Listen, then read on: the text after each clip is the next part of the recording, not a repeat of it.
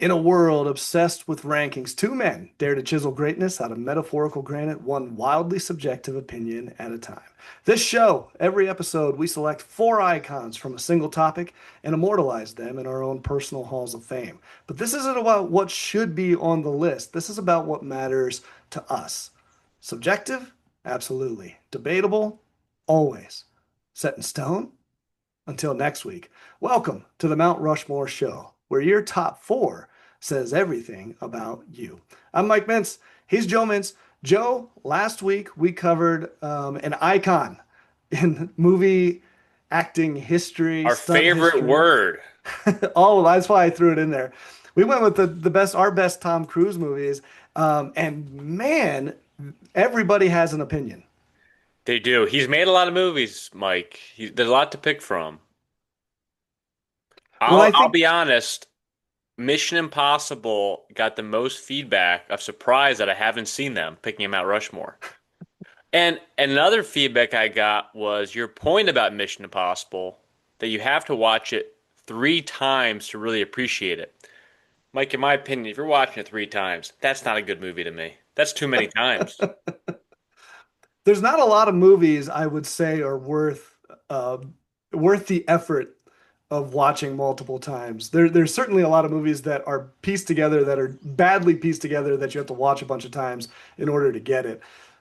The first Mission Impossible movie, that's not the case. It's done. There's no hand holding of the audience. De Palma does not help you out at all. It is a master stroke in espionage and who's doing what and why are they doing it, and also the twists and the turns that come along. And the first time you see it, you're just like gobsmacked, going, "What? That none of that makes any sense." And then after about the third time, you go, "Oh, I see it all." It's one of those things you actually have to. The first time through, you're not going to get it. And yeah, you're right. That might sound to most people like that's not worth it. But that being said, I just want to be real clear about this. There are so many scenes in that movie that um, have been relevant to the history of filmmaking from that point on, that have been referenced, have been, the famous scene, the heist scene where they steal the knock list is one of those scenes that goes down in all-time movie history. Actually, most of the Mission Impossible movies reference that as well as other spy movies and films. There's the finale scene, can't forget about that. There's the putting together the team scene. So it makes it worthwhile to go back. But yeah, especially if you're sitting there going, I don't know if I want to do it. Well, maybe it's not the movie for you then. Yeah, Mike, I appreciate your opinion, but I'm going to skip Inception and Mission Impossible for now. But I have to ask you, Mike, did you watch The Final Reckoning? I have not gotten a chance. And it's tough because I have people texting me going, "Hey, I want to talk to you about this." And it's like, dude, I want to talk to you about this. But I haven't, and I don't have a date set, but I know it's going to be an IMAX. And I got to see it in the theaters. I got to say the farewell to what I think is probably the farewell to the franchise. So, So we recorded when it was just coming out, competing head to head with Lilo and oh Stitch. yeah. The report is Lilo and Stitch won by a lot.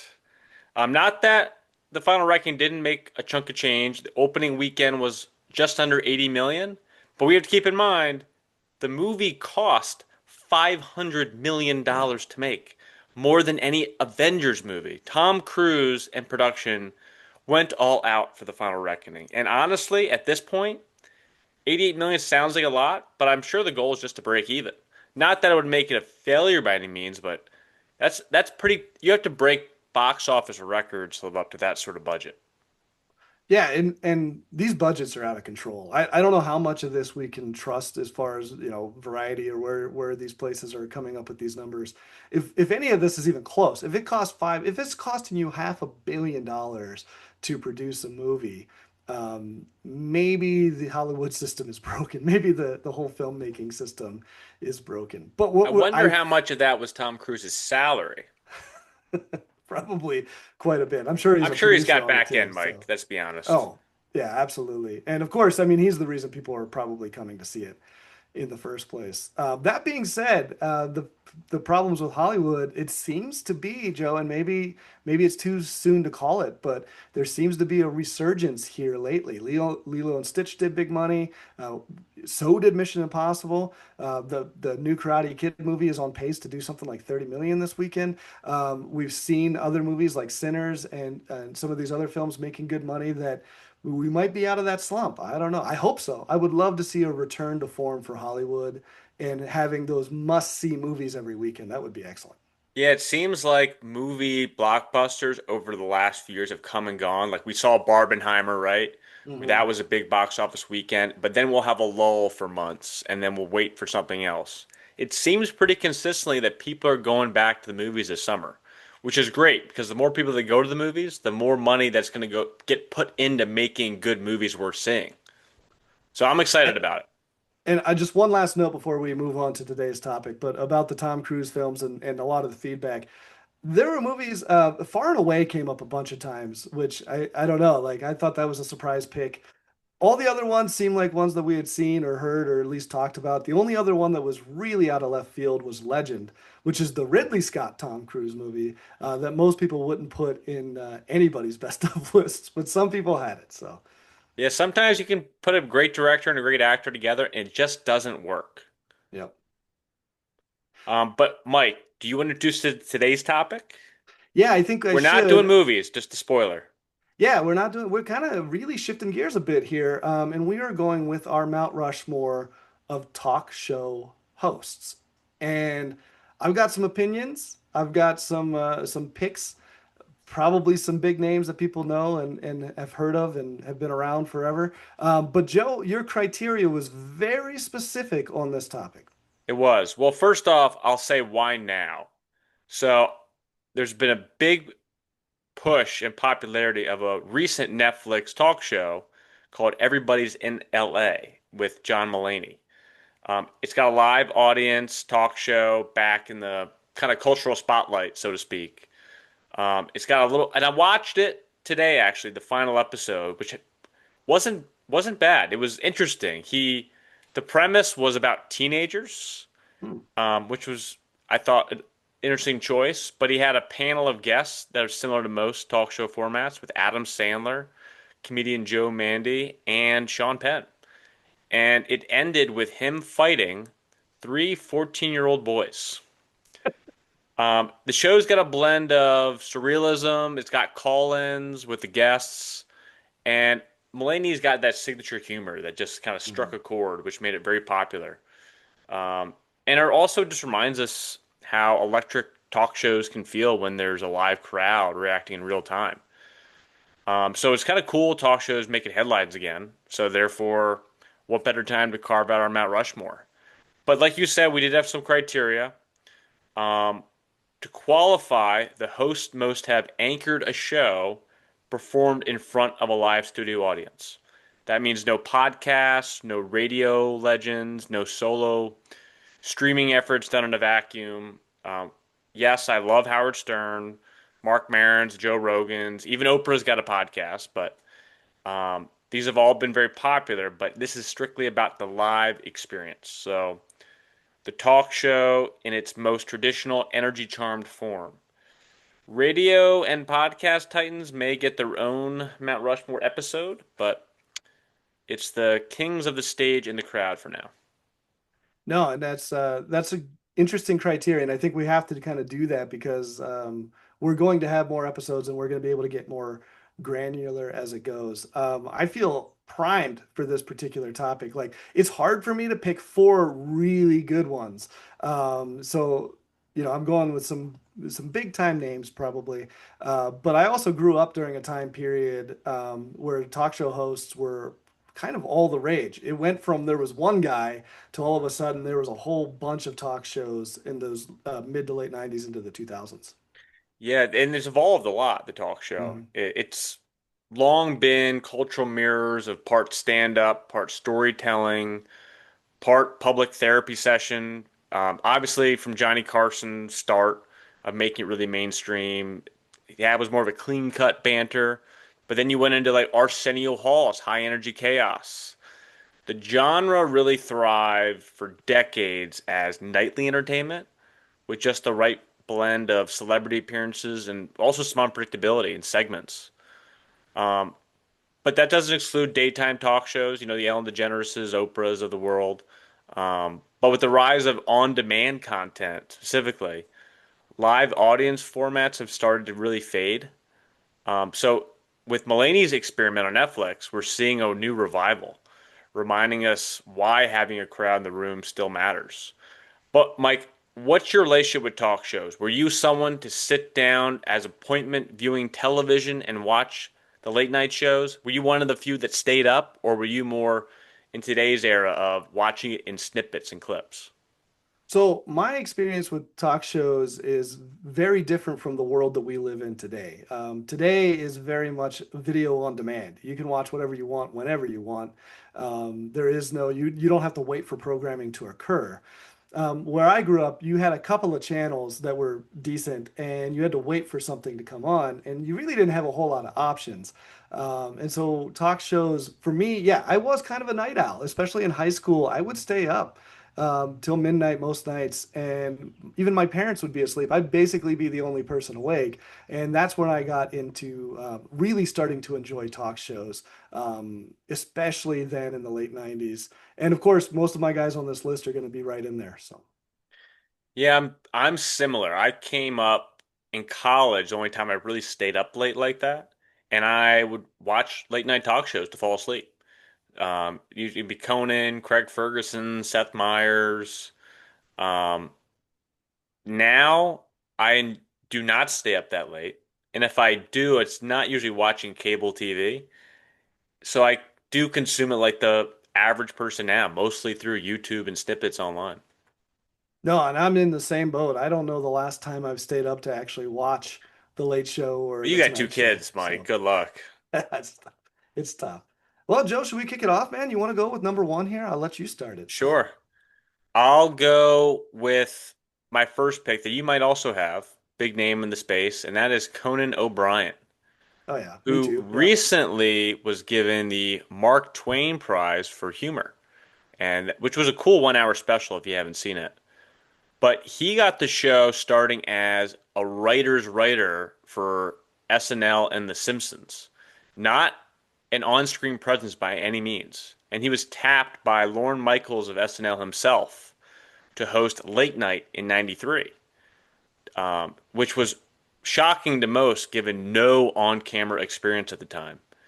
The show really turned into something. In the early days, it was kind of episode to episode, season to season with this risky hire, but it turned into a weird, brilliant underdog comedy factory with bits like I don't remember In the Year 2000 Oh, and yeah. Triumph, the insult comic dog. He turned oddity into an art form, and he turned the genre on its head. I would say he has cult hero status in the late night space.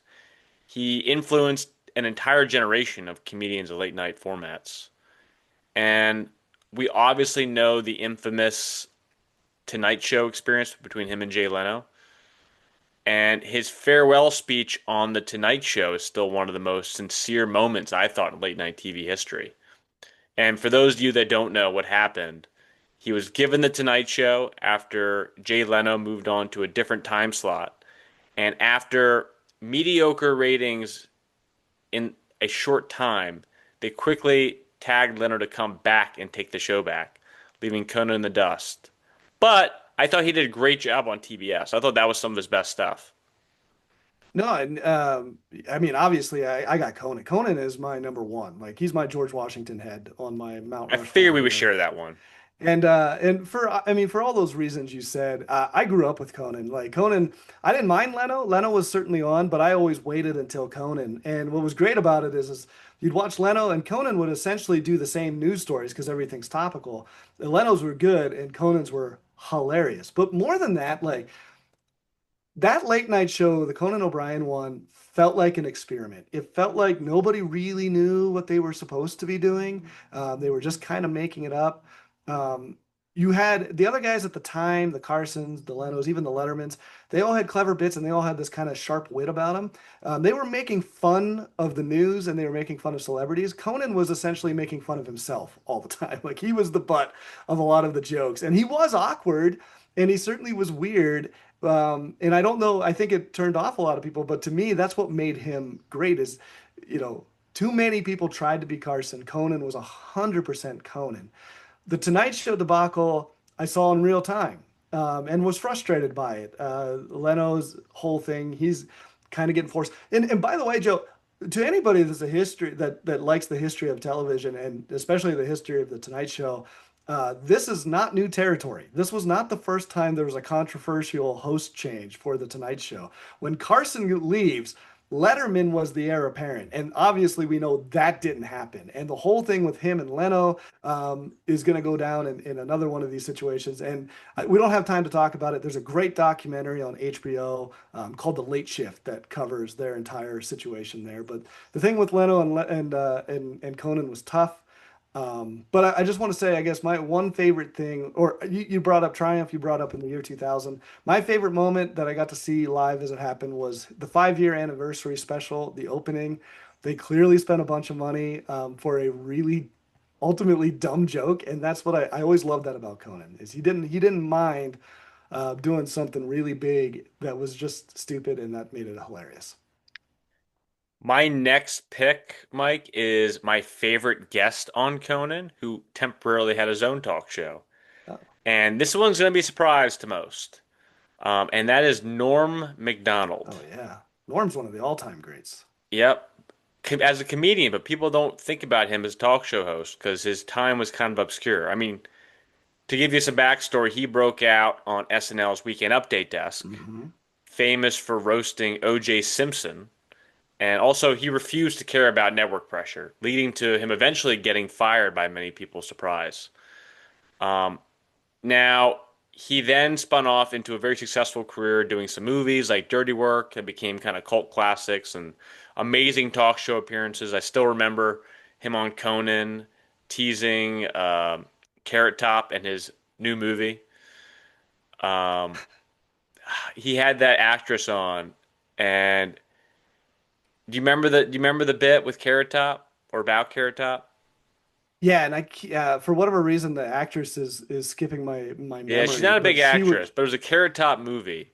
And Yeah, he she was. It was basically chairman of the board. roasted it Yeah. on next to her, promoting the movie, about how boring it was going to be.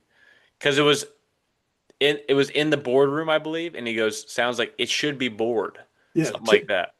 Yeah, chairman of the board. Chairman of the board, that was it. It's easy to remember Carrot Top's movies because I think that was the one. I don't think he Correct. ever did Not another not a ones. Tom Cruise Rolodex.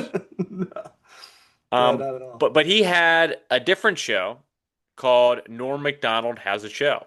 Hmm. It started on YouTube and then became on Netflix, and it barely resembled a typical talk show.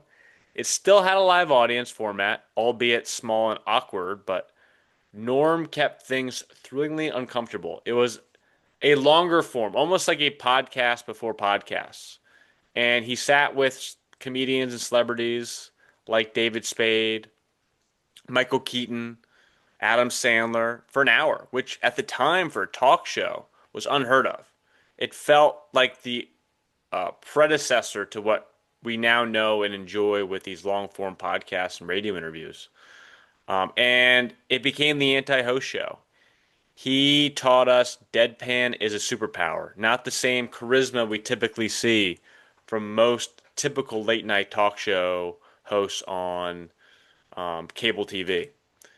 And Norm opened his Netflix show by asking David Spade if he was worried about the future of comedy, and then just stared at him in silence. And it was a brilliant moment of talk show television that we don't get from the ones we typically know of. Norm Macdonald was a master at letting the joke simmer. Like he wasn't quick to rush into anything. And some of his all-time best jokes, He takes forever to get to the punchline. But for Norm, I don't think, and watching Norm, like for me, my joy out of Norm is like, it was never about the punchline, anyways. It was how he told the joke, which was what made it funny. And I think his greatest joy was if everybody else was uncomfortable. Like, I know that he had that famous quote about saying, I'm gonna keep telling this joke until there's nobody left, kind of thing, or whatever he said. But I didn't know that must have been a particularly short run for a talk show. I have to go back and It check was it only out. one So, season, but it okay. previously was on YouTube before Netflix picked it up. So you can find more episodes, but highly recommend. It's a hidden gem. I love Norm. I'm gonna go with a guy that I can't. I just feel like it would be a sin to leave him off. So my pick is Johnny Carson. My relationship with Johnny Carson is not one where I watched him as it was happening. Carson was, I think he leaves in '92. When Leno took over, I was far more from, I was only, 10 years old. So I was not very, I didn't stay up to watch Carson when I was a kid, but I certainly knew about him. You couldn't escape him when I was a child, and especially when Leno was on, because all I ever heard was how Leno was an inferior version of Carson. The same was said about Letterman too. But I remember people would do his Karnak, the Magnificent Bits, and some of the other things that he was famous for. He kind of invented the roast formula that we know of. I've gone back and watched tons of his clips just because he gets the nickname the King of Late Night, and he certainly earned it. Nobody else could do it. I don't think it would have ever become a thing if Carson never existed. I don't know who would have been the heir apparent in that particular case. So Carson was the guy. But my all-time favorite thing that Carson ever did, and if you get a chance to go on YouTube and check it out, I'm sure it's up there, is his takedown of Uri Geller. Uri Geller was a magician, a famous mentalist. And if you don't know anything about Johnny Carson also kind of considered himself quite the magician as well. What he took issue with is the fact that Geller wasn't presenting it as illusion, he was presenting it as he had real magic. And Carson's ability to make a fool out of Geller, who was at the height of his fame when he goes on the talk show, in the moment, is one of those all-time great live television moments. It's uncomfortable, but it's also hilarious when you realize what he's doing. I'm glad you picked Johnny Carson. I didn't, only for the reason that he was off the air before I was born. But man, did he have an impact on the culture. With you, this is a time where there wasn't as much content to consume. It was appointment viewing every night. And if you went on the Johnny Carson show as, say, a up and coming stand up or magician in your case, your career was forever changed. You had America's eyeballs watching you, which we don't have anymore for I can't think of any kind of television where everyone in America is watching at the same time. And you see the rise of many comics that started in Johnny Carson and famously get invited to the chair, which was everyone's dream. And then all of a sudden, your career, you went from a club stand-up comic to now selling out shows. It was impressive what that show did to change people's careers.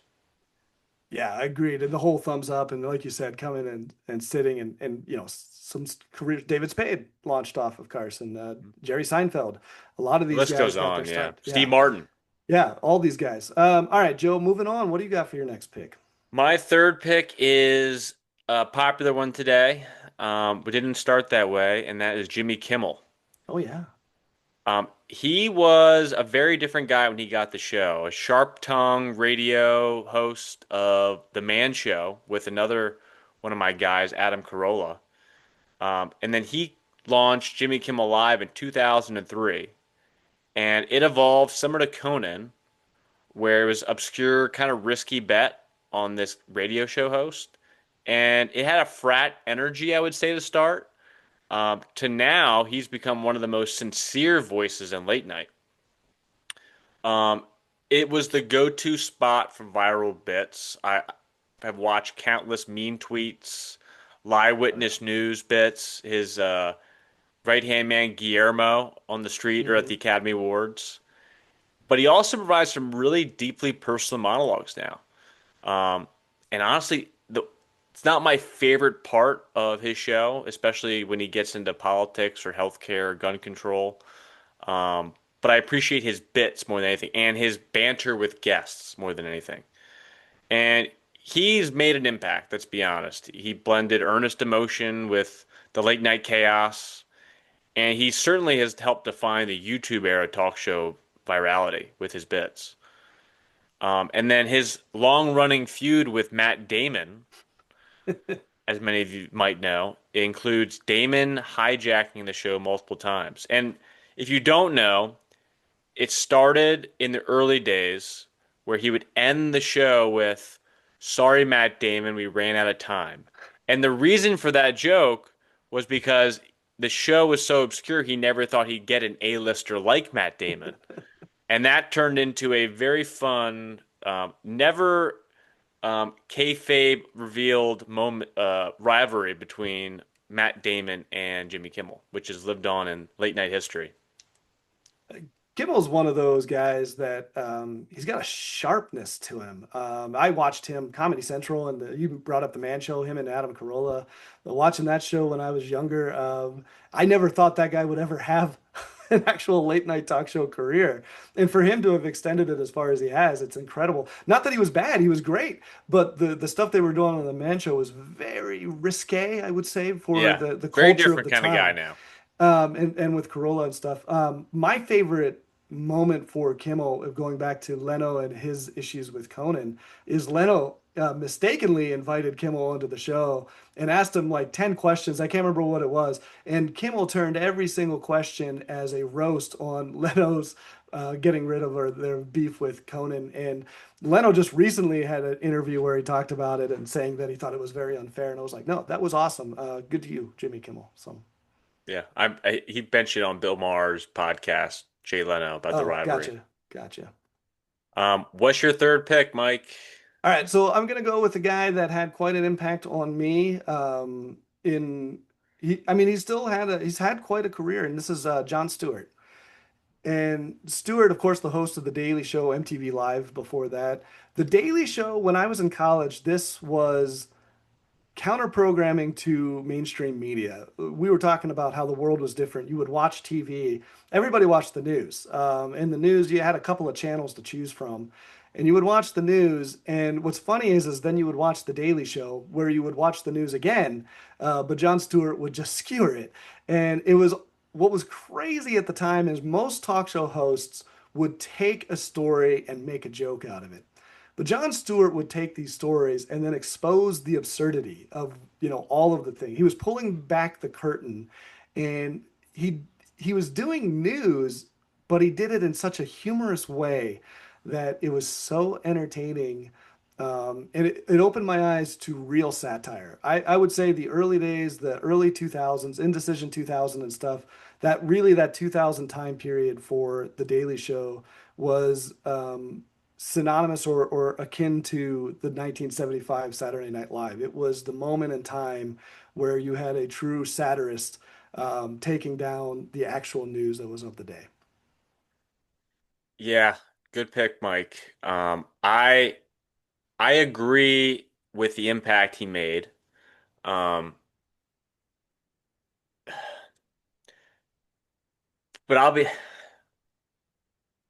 be honest, Mike. Of the shows he's done, I can't say it was in the kind of the time slot I came up from. I mean, what's the biggest era you think he had the most impact? Oh, I mean, for me, it was really those early 2000s. I mean, here's the thing, and this is the problem with some of these is like Colbert and even Kimmel and even some of these other guys now is it's hard to separate their political machinations, I suppose, from what they had started out from. The Daily Show initially wasn't really this political takedown. It was more skewering the news, especially in the early 2000s. So it's hard because it's like, well, what about the problem with Jon Stewart and some of his political views? By no means am I saying that I'm with him on any of those political leanings, any of these guys specifically. What I think Stewart was great at was he came from this position of he seemed like he was pretty intelligent, and he was talking about things and making fun of them in real time, and that was what was awesome about that time period. What I'll say I appreciate about Jon Stewart is he really invented that sort of comedic political talk show that Colbert went on to follow. I mean, Bill Maher in an essence, in some capacity. And he made a lot of people from that show, including Steve Carell and Ed Helms, and eventually Trevor Noah, that wanted to take on the show and was incredibly successful. And he's back. He's doing the show now at twice a week, which is, I think, the only reason he went back, because he said how draining it was to do a daily talk show, which I can't imagine. So I like Jon Stewart as a comic. I just don't love too much politics in my talk show hosts. And even the things I liked about Kimmel is from really when he started. But that doesn't mean I don't appreciate where they've come, because I know at the end of the day, Mike, we live in a political world and people want to hear it, so it makes things popular. So I can't blame anybody for going after it. And I also can appreciate that he of all the political comics, Jon Stewart seemed to be one of the most self-aware. Well, yeah, and that's true. And I mean, he's, certainly received some criticism. And to be completely transparent, I've watched some of The Daily Show lately, but it's not something that I watch. It was event viewing when I was in college every night on Comedy Central. Mhm. It's not something where I'm currently watching. So I can't say, but like I said, it's not back in the beginning, it really wasn't completely politics. It was more news. Right. Well, my final pick is going to be one that might scratch people's heads because they might not even realize he had a show, and that is Joe Buck with Oh, yeah, Joe I know. Buck Live. I know you're going to know, Mike. Um, I mean, at the time, he was already a face and still is of sports broadcasting, teaming up with Troy Aikman, being one of the better hosts behind the booth that we have. But he launched his own show, which surprised people at the time, Joe Buck Live. It was an HBO show in 2009, and it had big ambitions to blend sports, culture, and comedy in front of a studio audience. Now, at the time, no one knew anything about Joe Buck as a person. He was kind of a vanilla broadcasting play-by-play guy. And the show was very short-lived, but in my opinion, unforgettable. Um, and I'm speaking specifically to the debut episode with one of my favorite comics, Artie Lang, who went off the rails and became a late night legend. And we look back in hindsight of how great a bit that was, but that arguably is what also got them canceled. It was the Wild West of live TV. And keep in mind, this is HBO. All these other shows are on network television where you're very much censored. It didn't last, but it did carve out a cult following, and it foreshadowed the unfiltered energy we now see in long form, conversational formats. The first episode, I believe, had Paul Rudd, Michael Irvin. He eventually had Brett Favre on, Jason Sudeikis. But the Artie Lang segment was so out of control, HBO cut it after 3 episodes. But Buck later admitted it was the most memorable thing he's ever done. And Joe Buck and Artie Lang, if you watch a segment, you would think maybe they have some bad blood. But in fact, the opposite. In fact, I read one of Artie Lang's autobiographies, and the foreword was given by Joe Buck. So they've become close. And honestly, I don't think Joe Buck wanted to become a forever talk show host. I think it was something he wanted to try and do, and at the time may have appeared as a failure, but has gone on in our memory to be a grand success, at least in mine. That Joe Buck. So I didn't. How many episodes did it have?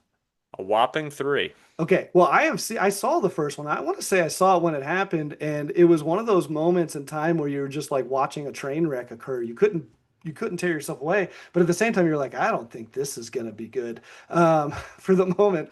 What's funny about it is it's one of those moments that's unforgettable, and to watch it, if I remember correctly, it's Buck, Artie Lang, and I want to say Sudeikis at the time that were Yep. all on in the same moment. And thank God for Jason Sudeikis, who is the only one that is keeping this clearly hijacked interview humorous. He's adding his ability to be off the cuff and just be hilarious while everything seems to be coming crashing is one of those great moments in time. Joe, TMZ is your favorite website? So good. What's your second? He's so good. I don't want to say the punchline there, but I think Yeah, if you leave know, it. you know. Yeah. All right. Well, I guess I'm going to wrap it up here. And for me, it came down to two of the guys that I watched a lot of, and that was between Leno and Letterman. And Leno had the better monologues, but to me, if we're talking about talk show hosts, part of being a great talk show host is how well is the interview.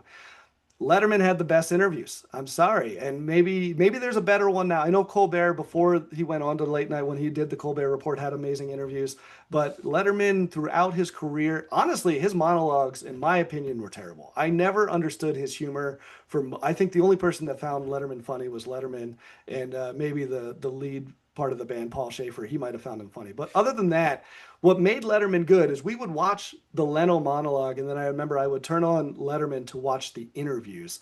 Um, Nobody really did it better at the time. So he's a late addition. He's the last head on the Rushmore, but just for his skill to just call people out when and ask the really uncomfortable questions when people really didn't want to answer sometimes was his best ability. Yeah, good pick. I actually thought about him too. I really enjoy his new late night format called My Guest Needs No Introduction. It's a long form live audience. He's had the likes of Will Smith, Charles Oh yeah. Barkley, recently Caitlin Clark. He puts out one every few months. It's spectacle viewing, so to speak, not the daily format. Kind of like what Jon Stewart's done. They like doing it, but they just like doing it every day. Right. Um, but I enjoy that. But what I thought was interesting about Letterman and the way people talk about him is guests wanted so badly to impress him. Right. Is if you could make Letterman genuinely laugh, that was all the validation any guest needed. Is you don't see that with other talk show guests. It's more the host trying to get something out of the guest, whereas the guest trying to get something out of the host, which I thought was very interesting and how he could make it slightly awkward, pointing out the flaws if the guest was boring. Mhm. We all remember that famous interview, at least I do, when Joaquin Phoenix was Oh yeah. playing essentially a character in a mockumentary, and he made it clear he wanted to put in zero effort, and Letterman put him on blast, and it became a very fun episode for, albeit a very unentertaining guest. Yeah, that was a real skill of Letterman was the interview. And so for that reason, and that reason basically alone, he's going to make my Rushmore. Joe, we've got our picks. I think we've got them all, right? So let's go ahead and run them down and we'll wrap it up. Yep. So my Mount Rushmore was Conan, Norm, Kimmel, and Joe Buck. For me, they all represent four very different approaches to live audience hosting. One thrived on silliness, one on discomfort, one on emotional range, and one on unfiltered chaos. But all of them brought something real to the room and made you feel like anything could happen. The hosts are in the booth behind the podcast mic or on the radio. We love them now too. Streaming, podcast, YouTube, TikTok. That format's really splintering, but not dying. Hosts like Conan are thriving in podcasting. Mulaney is experimenting with chaotic live energy, and Kimmel remains the network king. And we're seeing a hunger for unscripted, authentic moments again. The live audience talk show might not dominate the way it used to in the Carson eras or the 90s, but when it's done right, it's still unbeatable. Agreed. I shared Conan with you, and I think that's our one that we had together. I went with the King of Late Night, Johnny Carson, mostly for his cultural impact, but he was probably the best to do it. And without him, I don't know if we would have late night talk show ever. I also had Jon Stewart, but mostly for a very specific point in time because of where it was. I mean, he's still great. He still does his stuff, but he was the first one to really make news satirical to me and humorous, and made me actually want to watch the news a little bit. And then my final pick was Letterman for his specific unmatched ability to have a great interview. Um, Pretty much out of anybody, and that was a lot of fun. You talked about the future, where interviewing is going, or even talk show hosts are going. Mulaney, Baby J, and what he's doing with his Netflix experiment. These podcast hosts, radio hosts, and stuff. Like you said, it's not going away, but it's probably going to be far different. And honestly, if I was going to say something about that, and maybe this is an unpopular opinion, it's for the best. When you had these guys doing late nights every night, um, results would vary. Some nights were amazing, but most of them was pretty vanilla. I think maybe now we're able to head into an era where you can have more time to produce really quality content on a much truncated schedule. Well, Mike, I enjoyed it. Any parting thoughts for your next flavor of talk show that you want to consume? What's the next guy you'd point your hand and say this guy could do a talk show?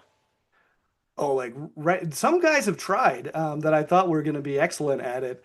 So that's always a tough bet, right? Because you look at guys and you go, "Oh, that guy would be great." And some of those guys like Pat Sajak, even Chevy Chase, which I thought would have been Yeah, amazing at no that brainer. job, would have been no-brainers. And then they weren't great at it. There's some guys right now that I find I think possibly, and this is probably a pick that other people will be like, "Oh my God, of course." But Seth Rogen, I think, would be really good. He's kind of got the pulse right now of what Hollywood is and all of that stuff. And the guy just has a way with a joke. He's hilarious. And I think reading his book, he doesn't mind taking down the likes of George Lucas or Steven Spielberg and those kind of guys. I think he would do well. I agree. And to my based on my picks, we're looking at sports broadcasters, comedians, comedy writers, radio hosts. They're really, it can be anybody. There's no one demographic for a late night talk show host. It's someone that you want to bring into your home and makes you feel comfortable and brings a smile, laugh, and makes you escape for that 1 hour of appointment viewing television. That's to us, I think the theme of everyone we picked is no matter who it was, we felt at ease and comfortable and having them drive the car of that hour and trusting they're going to take us where we want to go. Well, you've heard our picks. That's what we put on ours. But what would you put on your mountain? That's the real question. Who are your four top talk show hosts of all time? For Joe Mintz, I'm Mike Mintz, and this is the Mount Rushmore Show.